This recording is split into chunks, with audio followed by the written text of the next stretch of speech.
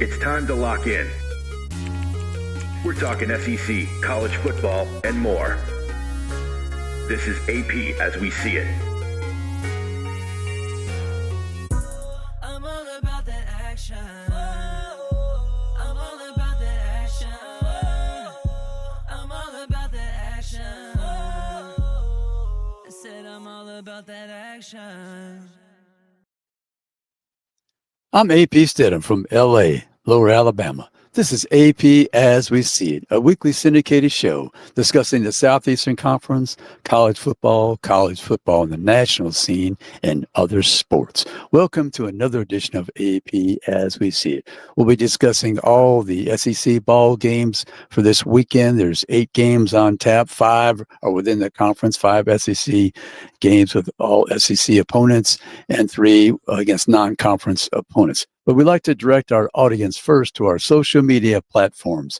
We're on Facebook, Instagram, X account, and also on Spotify. That's our YouTube channel at AP As We See It, and also my personal social media platforms at AP Stedham. So all the times we're visiting and we're conducting interviews and taking photos and capturing all the events. You can find that on our social media platforms, the links to the videos, to the photos at AP As We See It. So check those out and subscribe and follow if you would. That helps us out. I really would appreciate it.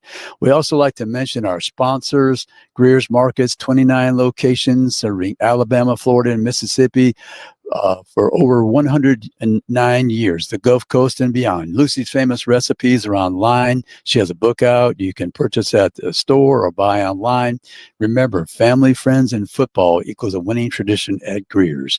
Score big savings on fresh meats, produce, and more on game day. They have the groceries to go, which will deliver to your home, office, or the venue of your choice. And also remember, during the school year, they have apples for students. So help your nearby school win free supplies by dropping off your receipts. They have the coloring contest for children, and that's always exciting for them. And you can check the online ads. They come out weekly. And remember, Greer's got it. They guarantee it. We'd also like to mention Robertsdale Dental Care. Call Robertsdale Dental Care at 251-947-3636. Dr. Jason Northcutt. Not only are basic services offered by Dr. Jason Northcutt, but he has developed a niche within the practice providing comprehensive dental implant services such as single implants, bone grafting, and full mouth reconstruction. Dr. Jason Northcutt has been highly trained in those disciplines to offer comfortable and long-lasting solutions to major dental problems. Come by and see Dr. Jason Northcutt and his staff. Dial 251-947-3636. We'd also like to mention the Cortland Grand Hotel of Atlanta. They have spacious rooms, a beautiful indoor pool with serene tropical setting right in the heart of Atlanta, near all the restaurants and shops. And at the hotel itself, they have the shops and restaurants, outstanding buffet, cook to order on the weekends, and they have a lounge. Drop by and see Ben Jacquemour and staff at the Cortland Grand Hotel downtown. So we want to thank all our 3 sponsors. That's Greer's Markets, Robertsdale Dental Care with Dr. Jason Northcutt, and the Cortland Grand Hotel downtown Atlanta. We'd also like to mention our guest this week. She's a friend of the show, and she's been covering football for quite a while, and she's very entertaining as well. That's Leanne Herring, the Director of Recruiting for the Rebel Walk, University of Kentucky Wildcats Wire, USA Today Sports, and she's a columnist for Saturday Down South. So Leanne Herring in segments 2 and 3, we're going to discuss a couple of the big ball games within the conference. LSU travels to Oxford, Mississippi to face the Rebels. And then we have the University of Kentucky travels to the University of South Carolina in Columbia. So let's get on with the show. And we're going to start by discussing a few items. There's the teams that have byes this week: Florida, Oklahoma, and Texas. So they have the byes, and there was some big news coming out of Oklahoma. John Material broke his right hand, so he's going to be out for about a month. So that means Michael Hawkins Jr., the sophomore from Dallas, who played quite a bit last year, he will be a substitute in the coming weeks. As I say, Oklahoma has a bye this week. We'd also like to start out and give you my my poll that I have, my Super 16 poll, and that's with the Football Writers Association of America, National Football Foundation. We have to send that vote in. I usually send it on Saturday nights after tabulating all the scores and things. But I have Penn State number 1, Georgia number 2, Ohio State number 3, Oregon 4, Texas 5, LSU 6, Indiana 7, Miami 8, Texas A&M 9th, Florida State 10th, Ole Miss 11th, Oklahoma 12, Tennessee 13, Vanderbilt 14, Alabama 15, and USC, University of Southern California 16. The actual composite of the 56 voters had Ohio State number 1, Georgia 2, Penn State 3, LSU 4, Miami 5, Oregon 6, Florida State 7, Oklahoma 8, Texas 9, Texas A&M 10, Indiana 11, Ole Miss 12, Texas Tech 13, Iowa State 14, Tennessee 15, and Alabama 16. So there's a difference in a few teams that I have in my poll that are not in the composite poll of the Football Writers Association, National Football Foundation Super 16 poll. We had some news with the SEC. They came out with the permanent opponents for the next 4 seasons. They tried to compile a schedule for everybody that was close. There's a 9% differential, whereas before I think there's about a 21% differential has been reported. So just a few surprises. For instance, Alabama does not play LSU on a yearly basis. Tennessee and Florida do not play. Tennessee, Georgia do not play. Kentucky's not playing Vanderbilt. We mentioned LSU, Alabama. Texas A&M, they would normally play Arkansas, so they're not playing against each other. But everyone has 3 permanent opponents, so that means you'll play 6 different teams to equal the 9-game schedule per year. So you're going to alternate for 2 years. So over a 4-year span, you're going to have a home and away series with every team in the conference. So that's good for players.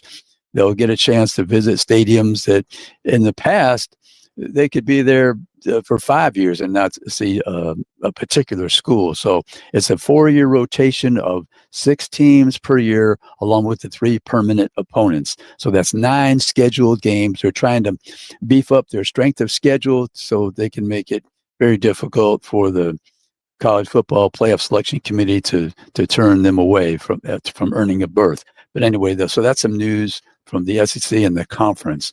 So we're going to jump right into the games right now. And our first game we're bringing up is Auburn is on the road at Texas A&M. Texas A&M is number 10 in the poll, Super 16 poll. They're 3-0. Texas A&M. They haven't had played in conference game yet. Auburn is 3-1, coming off the 24-17 loss to Oklahoma. So they have 1 loss within the conference. That series is 8-7 in favor of Texas A&M University. Auburn scoring 32 points a game. Texas A&M 42 points a game. When you look at the quarterback position, we always try to check that out because that's so important in this era of football. Jackson Arnold, 69%, 5 TDs, 721 yards. Texas A&M Marcel Reed, about 59%, 9 TDs, 1 interception, 869 yards. Texas A&M is surrendering 28 points a game. Auburn only 16, but I still think Auburn's going to have trouble on the road. They're a 6.5-point underdog to the Aggies. Jackson Arnold, he needs some protection. He was sacked double-digit 10 times last week on the road in Norman, Oklahoma, and it's very difficult for the quarterback to operate. But some of that was on him as well because he held the ball too long. But I think that Cam Coleman, that wide receiver, that's somebody they should throw the ball to probably double digits every game because he is very good at high pointing the football and he has great athletic ability. And I think that's going to be a key player for Auburn moving forward. But Auburn's kind of up against it right now because if they lose that game, it'll be a second loss within the conference.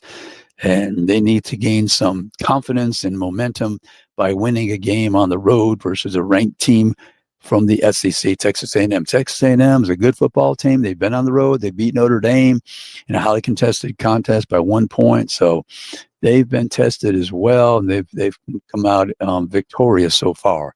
But Texas A&M hosting Auburn, I think A&M will probably prevail. Game number 2 is Tennessee and Mississippi State. That's the game I'm covering. The series between those two teams, 33-1 wins for Tennessee, 14 for Mississippi State. Tennessee's ranked number 15th in the poll. They're averaging 53 points a game. Mississippi State is averaging 39 points a game. A lot of offense in this game, but Mississippi State has improved dramatically. And I asked Coach Jeff Lebby on the teleconference this week. He said it was the roster and the knowledge. The players they had from last year, this is the second year learning that defense. And, of course, they made a lot of changes with the roster defensively. So Blake Shapen, quarterback for Mississippi State, 67%, having a good year so far. Joey Aguilar, 12 TDs, 3 interceptions, 67% for Tennessee. Two good quarterbacks. It'll be a battle of those quarterbacks, and maybe Mississippi State can prevail at home. They're a 10-point underdog, but we shall see. But those are two games within the conference that we've discussed. And like I said, Tennessee, Joey Aguilar, very impressed with him. And Blake Shapen, if he can stay healthy, I think he can put this team on the right track. They're moving in the right direction right now under Jeff Lebby. But we're going to be back after these few messages with our guest, Leanne Herring, and we'll talk about those two ball games that I mentioned. We'll be right back after these messages with AP as we see it. Hi, I'm AP Stedham for Greer's Markets. If you're planning a big party or for every day, shop at Greer's for delicious food, beverages, and snacks. Save time and money by checking on Greers.com and use Groceries to Go to get your Greer's groceries delivered. Look at the weekly ad for more information. 29 locations in Alabama, Florida, and Mississippi, serving the region since 1916. Remember, Greer's got it. They guarantee it. And we're back with AP as we see it, and our very special guest, of a friend of the show, Leanne Herring, the director of recruiting for the Rebel Walk, also the University of Kentucky Wildcats Wire USA Today Sports, and she just started as a columnist at Saturday Down South. So welcome to AP as we see it, Leanne.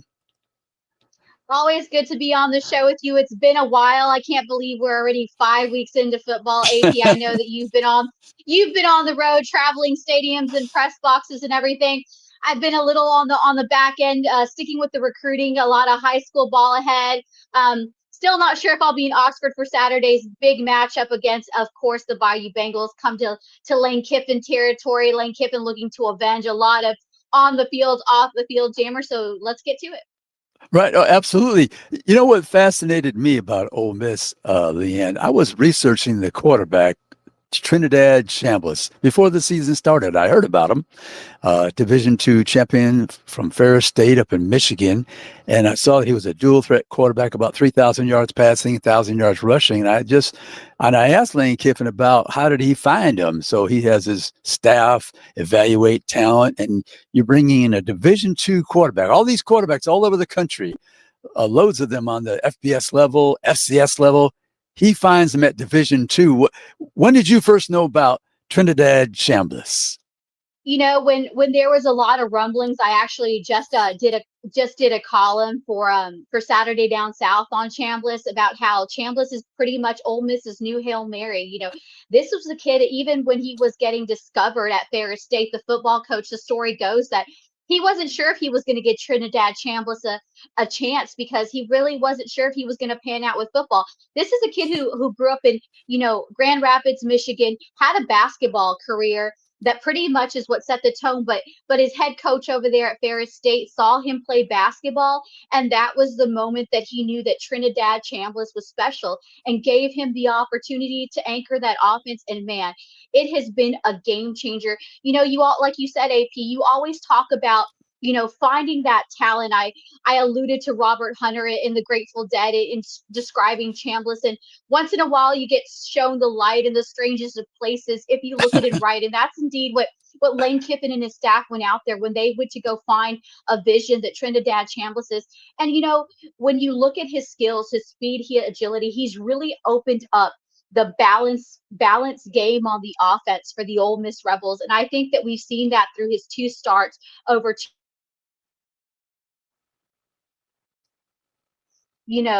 Lane Kiffin announces that Trinidad Chambliss will indeed be the starter against LSU. So again, this is a kid who just he really is just a pure athlete. He brings a lot of gifts. And I think too, what you got to love about the kid when you hear him in the pressers, just his love for the Lord and his gratefulness, not just for his offense, his offensive line, but always, kind of showing praise to all his teammates on offense and defense. I think he's a really special kid, and I can understand why Lane Kiffin wants to go with the hot hand going into this crucial matchup against the number 4 Bayou Bengals and Brian Kelly. Yeah, we might be having some technical difficulties, Leanne. Can you see me on the screen? Can you see? I can see you, but for some reason y'all can't see me. So I don't my camera, let me see what's going on here. Let me try putting it back on. Let's see if we Okay. Yeah, put, yeah, we'll put pause. it back on. I don't We'll, we'll get a little There we a go. commercial break. We have it again. Okay. Yep, there we Hopefully, go. hopefully it pops up. I can't see you at the moment, but that's all. I think we can continue the discussion. Maybe we'll fix it during before we come on back for the next segment. But as long as we can hear the audio, that's fine, I guess. But oh, there we are. You're back. You're back. Perfect. Perfect. Leanne, there is a question mark for the ball game, I guess, according to Lane Kiffin this today when we were just speaking to him on the teleconference. He's not decided yet. And I would ask you this question as well. If they're both healthy, will he utilize both quarterbacks? So first of all, You do know, you have any idea? Have any idea which one might start? I believe I'm not sure. I don't know if we got cut off I believe that there are reports that it looks like it's going to be Trinidad Chambliss starting the game against LSU from what we're hearing. But here's my Okay. thing. I know that there's always a lot of leeriness when you say that there's going to be a 2 quarterback system, but I think in a game as Yes. heavy as this with a lot of implications, Lane Kiffin does not want to be embarrassed twice, especially at home against after last year's nail biter in Death Valley that went down to the wire. And we saw that how that Kentucky loss, how that LSU loss, and ultimately that Florida Gator loss definitely changed the trajectory for Lane Kiffin and the Ole Miss Rebels going into that college football playoff. They definitely don't want to do it again. So, I think that Lane Kiffin is doing a smart move in what he's doing. I think he's going with the hot hand. Trinidad Chambliss is more than proved, even though it has been in Tulane and Arkansas. I think that he's proved that he can bring a balanced attack. And you want Austin Simmons healthy. I think that Lane Kiffin has, it's not that he doesn't have belief in what Austin Simmons can do. I think Austin Simmons brings another type of strong quarterback skills. But I think going with the hot hand and what Chambliss is doing and making sure that, Austin Simmons is available, because you definitely don't want to be down to one quarterback as we get into the tougher stretch of SEC play. So, I'm good with both of them getting reps in. If you're the Bayou Bengals, you know what Lane Kiffin's going to come. These are 2 explosive offenses, operating under quarterbacks that may not necessarily have been 100%. We know that Garrett Nussmeier is a veteran quarterback anchoring that offense for LSU, but we know the biggest trouble that LSU's facing, in these last games that we see, despite them also being 4-0, has been that run game. They've That's really it. leaned on this they've really leaned on this LSU defense, and I really think that we're really going to see what LSU's made for defensively, not taking away from the Clemson win, definitely not taking a win against the Florida win, but that defense has gone against Kay Klubnik and DJ Lagway. We thought that Clemson would look a lot different. We definitely thought that DJ Lagway in Florida would look a lot different. So I think that LSU defense has really carried Garrett Nussmeier and this LSU offense. So it's going to be interesting to see how it unfolds in just a couple days here in Oxford. Yeah, they went against two quarterbacks, veteran Cade Klubnik and DJ had some time last year, but the offensive end quarterbacks were struggling.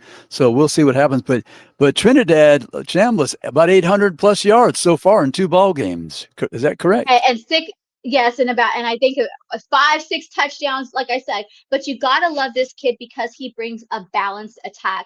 We know that the run game is going to be crucial in this one. We know Right. that for LSU to get started, it's gonna have to rely on the run game. We saw last year in the slight win that Garrett Nussmeier really took on a lot of the heavy load. LSU can't simply do that this year, but I think a lot of question is on the LSU side as far as the injury. It's still reported that LSU running back Caden Durham is still not sure where he stands, if it's going as of Wednesday, if he's going to go from probable to being out, or probable, and having the opportunity. And we all know that the running back room for LSU is very thin right now. Of course, we know two of their main guys are dealing with legal troubles. One's is transferred, one is in suspension, and then all that's really left in that running back room, AP, if Germ is not available, is a freshman and Right. a junior quarterback that really a running back that really don't have a lot of experience. But if LSU really ever needed to lead in the run game, it's this one. But also, we know that Ole Miss is as stout as this defense has been. They've really been troubled in that run defense. So I really think this is going to be a matchup of LSU if they're able to establish the run game, and if Ole Miss can find a way defensively to be better on their run defense, Right. I think on their LSU's rushing issue, defense. yeah, I think it's not so much with the player, the running back. I think they could choose a number of them, even though they're sparse at the moment. But I think it's the line. They haven't been able to block well. I just think, they have capable people. They're all on scholarship, I say, Leanne, right? They're there for Yeah. some reason. But I think it's the line that's the issue with them. But so besides that contrast between the run defense of Ole Miss and LSU's inability to run, and I just think Ole Miss's offense, they're a 2.5 point, I think, favorite right now, Ole Miss, at this Yeah, point at I home. mean, But yeah, this is gonna be another nail biter, and I think it's gonna come a lot to paying attention to the details. And again, I think there's so much outside of the X's and O's that always make the Magnolia Bowl, even though we know, of course, outside Lane's daughter, Landry Kiffin, making that announcement that she's officially gone official with the star linebacker Whit Weeks. That's gotta right, that's gotta. I mean, talking about a game day thing, a bust. But again, there's a lot, and I think that in this kind of thing, a lot we can see how both of these will look on paper. Both teams have dissected the film, but again, this is a new team, new matchup, and there's a lot of implications. I think that this is another game in the SEC in Week 5 that will really set the trajectory. Someone's going to leave here in the SEC no longer defeated. But I really think this game will be the tell storyline of what's to come. And like I said, Lane Kiffin is coming in this game playing with a lot of revenge, a lot of focus, because again, we all know how those little mistakes, those missed opportunities was a storyline that I used a lot when it came to these close losses that Ole right. Miss endured last year, Oh yeah, that are going to have to change this year. So this is going to be a game that I think is going to be a lot closer. And I think it's going to be a nail biter, but I think it's going to be one about details, because like I said, these are two offenses. Even though Ole Miss is under Trinidad Chambliss, we know what a balanced attack. I think this is probably the most balanced attack that I've seen Ole Miss be able to yeah. put Oh, in going to LSU. oh yeah, Leanne, we're going to come right back after these messages. We're going to continue our All right. discussion with Leanne Herring and a couple more ball games in the SEC. We're right back after these messages. Hi, I'm AP Stedham with Dr. Northcutt of Robertsdale Dental Care. AP, not only do we offer basic full-service dental treatment, but I also have developed a niche within the practice where I provide comprehensive dental implant services, such as single implants, bone grafting, and full mouth reconstruction. I've been highly trained in those disciplines to offer comfortable and long-lasting solutions to major dental problems. Come by and see Dr. Northcutt at Robertsdale Dental Care. And we're back with AP As We See It, and our special guest, a friend of the show, Leanne Herring, the Director of Recruiting for the Rebel Walk, also the University of Kentucky Wildcats Wire on USA Today Sports, and a columnist for Saturday Down South. Leanne, we're going to turn our attentions now to Columbia, South Carolina. University of Kentucky visits that series. Contentious at times between the coaches, I think, if I remember that correctly, but they're both struggling on offense. What's your initial impressions about this game, Leanne, Kentucky versus South Carolina? This is going to be Mark Stoops' first road trip. Obviously, it's an SEC one. We know that this is a preview of what's to come for the next for the next 4 seasons. We know that the SEC just announced of course, the shift to that 9-game schedule, and also the fact that Kentucky will be facing 3 permanent opponents, and Shane Beamer and the South Carolina Gamecocks will be one of Kentucky's new permanent opponents. So there's a lot riding into this one. This one for me is really a must win, especially if you're Shane Beamer and the South Carolina Gamecocks. We know that they've dropped the last two SEC opponents in tough loss. It's been a back and forth with their star quarterback and Lenora Sellers, being available, but he was able to return even in that tough loss. I think right now South Carolina, even with those holes, those little inconsistencies, they're still favored. Last I looked was 6.5 points. Everyone Right. feels at William Bryce that this is going to be the game that Beamer ball prevails here. Of course, Kentucky with its own offensive woes, doing what Kentucky does, that Jekyll and Hyde. Kentucky is one of those teams in the SEC AP that's really has, like we said, a lot of capabilities. They just have not massed. They've shot themselves a lot in the foot. The offense has really got some firepower. They got a lot of stars across the board with, Seth McGowan, Dante Dottle in that running back position. Of course, Josh Caddis in that tight end position, a lot of weapons in that wide receiver position, but they just haven't been able to click. They're hoping this week that they're going to Mm. go behind again for the second week in a row. Zach Calzada was available, but Mark Stoops is going to go with the hot hand, similar to what Lane Kiffin is doing over at Ole Miss, and he's going to start the young buck not too far off the street again, and Cutter Boley. Cutter Boley has been named the starting quarterback of South Carolina. I think he brings a lot of gusto, a lot of grit, and we know how Mark Stoops likes to play that gritty ball. I think the key here is really going to be for this Kentucky defense to find a way to capitalize on Lenora Sellers' limits and limit him early. I think and then Kentucky really, what it comes down to, is establishing that run game. We've seen a lot of flashes but can Kentucky run that ball and push that clock and control this game early before it gets out of hand? And I think that's really going to be the key here. It's pretty simple, pretty cut and dry on this one, AP, in my opinion. Yeah, Kentucky's. What's the name of that big running back? You mentioned his name just now. Pretty big running back. Seth McGowan. He's been fire. I think that he had a 275 rushing yards and 6 touchdowns over 3 games.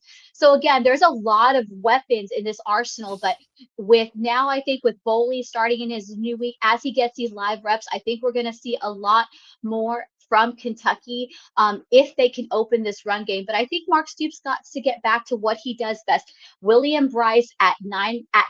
We all know, AP, we both sat in that stadium. We know what a Yes. tough environment it's going to be. And like I said, South Carolina has been playing not so great a ball the last two, but they return home. This is really a must win, and they definitely don't want to lose it. So again, outside those X's and O's of what's got to click for South Carolina, they're just motivated. They don't want to go for 3-0.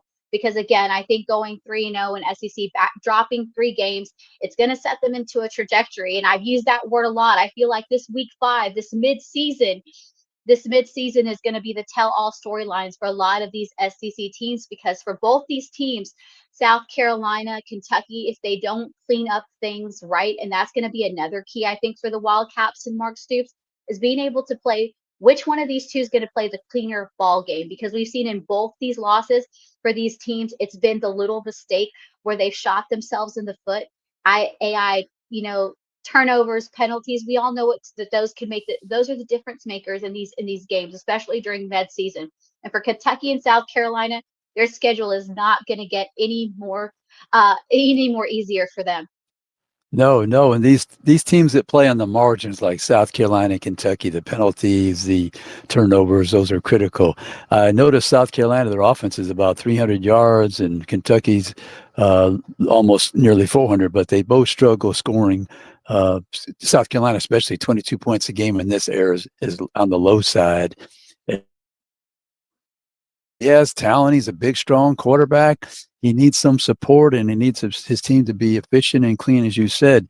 I think South Carolina might have the edge at home just because they're so desperate. Not that Kentucky's not, but I think South Carolina playing at home, this is like their last effort where they're really going to be all together, because everything starts to fade if you lose this type of game with 3 losses early in the season. Exactly. And remember, Beamer's not coming into this AP with 2 losses that are non-conference. These are 2 SEC back-to-back losses. And that's really why, I think Kentucky is has a slight edge on paper, but we all know that paper doesn't put points on the scoreboard. And No. both these teams and both these teams you alluded have the capability, get into that red zone, but can't execute. So I think it's really going to be a back-to-back ball, but I think, it's going to be questionable. Can this Gamecock defense on the other side of the ball defensively get enough going to be able to stop if Cutter Boley gets on a roll? I know that Cutter Boley hasn't been the guy for very long, but from what he does, he's young, he's fiery, he brings a big dynamic. But outside the X's and O's, South Carolina, this is a must win in my opinion so early on. I don't think that they're going to want to embarrass themselves, especially at home, William Bryce under the lights for a third SEC loss, because I think that they're going to see, like you said, and I think like they all know that their dreams of anything, any type of bowl season. We're not even talking about playoffs here. We're talking Right. about just bowl Just eligibility. bowl eligible, yeah. Bowl eligibility is really what they're looking at in this one, because I mean, dropping 3 straight in the SEC is going to be a tough one to be able to make that happen, because their schedule will not be kind or compassionate to them down the road. It's only going to get tougher from here on out. And if they can't find a way to dissect Kentucky, and even though Lenora Sellers is back in and as a dynamic quarterback he is, especially, we know how mobile he is. You can't help but think he's not 100%. But as far as quarterback, Right. South Carolina really doesn't have an option. And Shane Beamer knows where he's found the most success is on the ground. And their ground and their run game has always been centered about Lenora Sellers. So that's a double-edged sword, because when you center Yeah. your offense around one guy and he goes down, and then he's not 100%. You really got to play to the strength. So hopefully for South Carolina, and they can find a way to open up and take a little bit of relief off Lenore Sellers. But I think the key there is just trying to find a balance. Mhm. Cutter Boley, he's a local product, right, from Kentucky. He's about 6'5", is that right? Is he a big quarterback? Kind of? He's a taller guy. He is right down the road, literally in Lexington, not at Lexington Catholic, but he was a quarterback. So he's an in-state Kentucky born, Kentucky proud, leading his way, charging the way. From what I've seen, I know nowadays there's always apprehension when you bring in the young kid with no experience, but how is he ever going to get experience if you don't put him in and you just sit and wait? Especially in the days with transfer portal, a lot of these kids don't sit impatient. And like I said, I think he's got a lot of gusto. I think he really plays to the strengths and opportunity of what Kentucky offense could unload here. But again, I think this is going to be a toss of it. It's going to come down to the details. It's going to come down to everything outside the X's and O's. Mark Stoops is really looking to show that, hey, we can go win one out on the road, especially after what happened last year. I think this is another revenge game. That's another X's and O's. The outside X's and O's that we're seeing. Mark Stoops doesn't want to get embarrassed twice, No. and he wants to repay that favor. We know South Carolina came in last year, dominated and dominated that series. Pulled a fast one on them in Kroger and Kroger Field, which is still very weird for me to say. I still can't get used to saying Kroger Field. I still say Commonwealth. Right. That shows you how long I've been covering Kentucky for a long time. But nonetheless, this is going to be another interesting showdown in Week 5.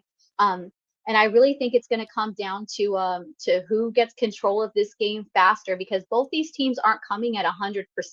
But those are the cards they're dealt. And I think if Mark Stoops and Cutter Boley really commit to this run game and just chip away with the defense of South Carolina that struggled and find a way to contain Lenora Sellers, it could be a happy day for Mark Stoops. But like you said, the Gamecocks are going to this one embarrassed, upset, and their frustrations might be just enough to edge out what Kentucky has for them. Yeah, just that's one by 1 point. That's all. Hey, Leanne, we want to thank you so much. Leanne Herring, the director of recruiting for the Rebel Walk, University of Kentucky Wildcats Wire, USA Today Sports, and a columnist for Saturday Down South. Hey, Leanne, thank you so much, and we look forward to seeing you, this season and get back to discussing all these SEC games. Really appreciate it. Thank you so much. Thank you. Always a pleasure. Hotty toddy. We'll be right back after these messages with AP as we see it. Hi, I'm AP Stedham for Greer's Markets. If you're planning a big party or for every day, shop at Greer's for delicious food, beverages, and snacks. Save time and money by checking on Greer's.com and use Groceries to Go to get your Greer's groceries delivered. Look at the weekly ad for more information. 29 locations in Alabama, Florida, and Mississippi, serving the region since 1916. Remember, Greer's got it. They guarantee it. And we're back with AP as we see it. And we'd like to thank our guest, Leanne Herring, the Director of Recruiting for the Rebel Walk, University of Kentucky Wildcats Wire, USA Today Sports, and she's a columnist for Saturday Down South. We'd also like to thank our sponsors, Greer's Markets, 29 locations, Alabama, Florida, Mississippi. Remember, Greer's got it. They guarantee it. We'd also like to thank Robertsdale Dental Care, Dr. Jason Northcutt, 251-947-3636. And we'd also like to thank the Cortland Grand Hotel, downtown Atlanta. So let's continue with the rest of the games in the SEC. Big ball game up in Fayetteville. First time ever meeting. Notre Dame plays the University of Arkansas in Fayetteville. Arkansas coming off that disastrous 1-point loss. They were driving for the winning touchdown or field goal down by 1 point. They fumbled the ball. And then on top of that, to make matters worse, they had a chance to stop the Memphis Tigers on a third down play, and the second string quarterback entered the game and carried about half the team 5 or 6 yards for a first down, and that was the end of the ball game. There was no more life, and they just the fight that they tried to start after the game, they should have had a little more fight during the game to stop them, especially on that third down play where they would have had maybe a short field with a bad punt, or maybe they would have blocked it, who knows, but they blew that game, and now they're facing Notre Dame. Notre Dame's 1-2. They're coming off a 56-23 win over Purdue. So like I said, this is the first meeting. Arkansas 2-2, 0-1 in the conference. Notre Dame's offense averages 40 points a game. Arkansas averages 43. Defensively, Arkansas surrendering 371 yards. They give up 23 points per game. Notre Dame's defense is porous right now, 32 points a game.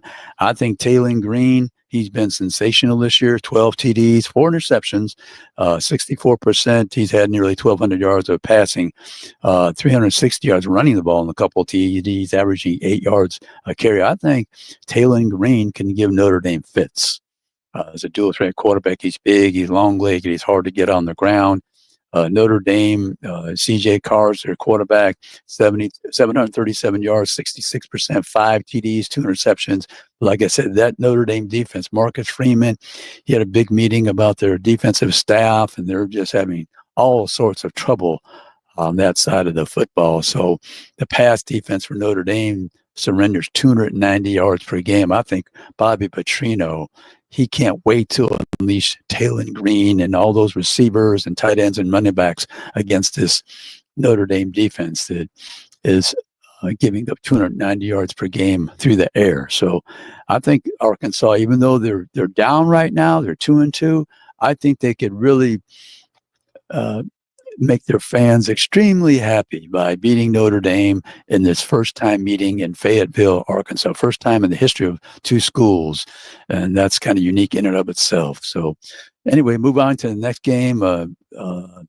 Leanne, we discussed the Kentucky-South Carolina game. South Carolina leads that series 21-14, one tie. Kentucky had a bye. They're 2-1, 0-1 in the conference. South Carolina, second straight loss to Mizzou 29-20 on the road. They're 2-2, 0-2 in the conference. They're a 6-point favorite. Kentucky, they're having trouble on offense, not scoring very many. Not producing much on the offensive side. Averaging 31 points a game, but both of those teams are struggling on offense. South Carolina only 300 yards of offense per game, running the ball only 80 yards per game. South Carolina scoring 22 points. The defense of South Carolina surrenders about 20 points. Kentucky about 23. Cutter Boley's a starter. He's only thrown 24 passes, completed 13, 2 TDs, 54%, 278 yards. A young player and not much experience. South Carolina, Lenora Sellers, 4 TDs, 1 interception, 63%, 733 yards, 47 of attempts of 73, of 47 completions and 73 attempts. So South Carolina is a 6-point favorite. I think they lose this game. He he might not even make a bowl with South Carolina. So I know that it's very important for them sitting at 2-2, 0-2 within the conference. So South Carolina, maybe they'll edge out the Wildcats at home in Columbia. Moving to the next game, we have Georgia and Alabama. Big ball game over in Athens, Georgia. Alabama 3-1. They had a bye. They're number 16th rated. Georgia number 2 rated in our poll. 3-0, 1-0 in the conference. They also had a bye. The series favors Alabama. 44 games that they've won. 26. Georgia has won 4 ties. Alabama averaging 42 points a game. Georgia 39. One of the more interesting statistics of this ball game: when do you find a game where both quarterbacks have completed 70% of their passes? And matter of fact, no interceptions. 9 TDs for Ty Simpson from Alabama and 4 TDs for Gunnar Stockton. We know Gunnar played on the road in a big ball game against Tennessee, threw for over 300 yards. The turnover margin is minus 33.33 on the Georgia side. Alabama, number 1 nationally. Two turnovers in their favor per game, number 1 nationally. So that's pretty good for them. Georgia's running 18 points per game. Alabama 15 points per game. So can Alabama's secondary, can they shut down Gunnar Stockton? You know that Georgia wants to run the football. That's been the primary type of offense that Kirby Smart has favored. That last year we all know it was the worst in maybe the Kirby Smart era. But this year they're trying to run the football. They're averaging 209 yards running, 261 yards passing, very balanced right now. Alabama, 335 yards passing, number 9 nationally. And so they have 459 yards per game of offense. So this Georgia secondary is definitely going to be tested. But this is a game that probably go down to the wire, maybe a field goal. Maybe Georgia prevails at home because the crowd helps them along the way. But I think Alabama's probably up for the challenge. They don't want to be embarrassed against a top-notch opponent like they were against Florida State. So look for a tight ball game. But these two quarterbacks, it's going to be toe-to-toe, I believe, because I say they both very accurate and capable, have good receivers with each squad. So anyway, move to the next game. LSU is traveling to Oxford, Mississippi. LSU, the number 4 team, number 12, the Ole Miss team. LSU 4-0, 1-0 in the conference. Ole Miss 4-0, 2-0 in the conference. Southeast Louisiana was the victim last week for LSU, 56-10. Ole Miss beat Tulane. Good ball game, 45-10. They just annihilated a good Tulane team. The series favors LSU, 64 wins, 42 wins for Ole Miss, 4 ties. LSU's averaging 29 points per game. Ole Miss, 44 points per game. The offense, they can run the ball, 218 yards passing for 324. Ole Miss, 543 yards of offense. LSU, 391. Having trouble running the ball, 116 yards a game. But we shall see. Defensively, Ole Miss, they give up 190 yards on the ground, but LSU's not very good running the ball. So I'm not sure if that makes a difference. Minus 0.50 on the turnover margin for Ole Miss and 0.50 on the turnover margin for LSU. Garrett Nussmeier, 6 touchdowns, couple interceptions, 68%. Trinidad Chambliss, I think he'll be the starter, the Division II transfer from Ferris State. He's been sensational. 4 TDs, 68%, 719 yards in a couple ball games, rushing the ball 195 yards for 2 TDs. So Ole Miss is a 2.5-point favorite. That'll be a field goal game, probably. I would say that's more likely than anything. So anyhow, we'll just move on to the next 2 games. UMass 0-3. The series with Missouri is 0-1 in favor of Missouri. Missouri 4-0 with a 9-point win, 29-20 over South Carolina in Columbia, Missouri. Mizzou 46 points a game. They're favored by 42. So this game's really not worth discussing too much. But Bo Pribula, 8 TDs, 2 interceptions, 72%, 962 yards. He's at 148 yards on the ground, 3 TDs. So Mizzou just trying to stay healthy, continue to develop their passing game. They're very good on the ground. That Ahmed Hardy is an excellent ball player for Ole Miss that transfers from Louisiana. The last game we have on the schedule, Utah State at Vandy. Vandy is a 21.5-point favorite. They're 4-0, 1-0 in the conference. They defeated Georgia State 70-21 last year. They were upset by Georgia State. They remember that game. They took it out on the 2025 edition of the Georgia State team. They left no doubt. Utah State beat McNeese State 48-7. They're 3-1, 1-0 in their conference. So I think Vandy is going to win this ball game, no question. Diego Pavia, 8 TDs, 2 interceptions, 74%, 890 yards. Eli Stores are very good tight end, 39 receptions, 215 yards, 1 TD. I'm sorry. That's the rushing total for Diego Pavia, 39, 215 yards rushing. Anyhow, Vanderbilt's looking to stay healthy and win this ball game, but some good ball games on tap. Watch out for that. Those ones that we mentioned: LSU against Ole Miss, and Alabama traveling to Athens, Georgia, and I'll be at the Tennessee-Mississippi State game, and of course Arkansas hosting Notre Dame. So that's another edition and episode of AP as we see it, and we'll be back next week. Thank you very much. We'll see you next week with another episode of AP as we see it.